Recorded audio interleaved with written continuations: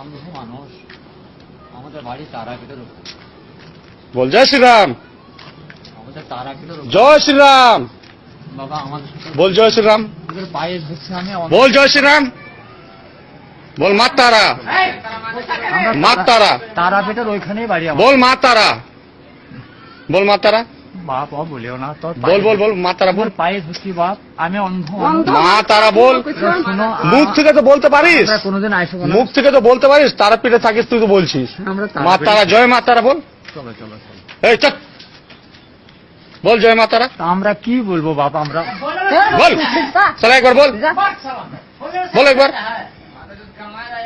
বল। পায়ে ধরছি বাপ, শোনো। আর এটা সোজা করে রাখ। আর আমরা আইসো মনে করে বল মা তারা।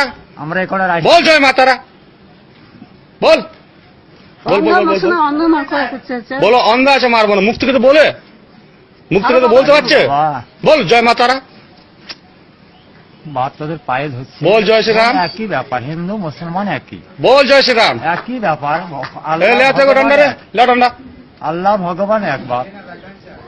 বল বল জয় শ্রীরাম।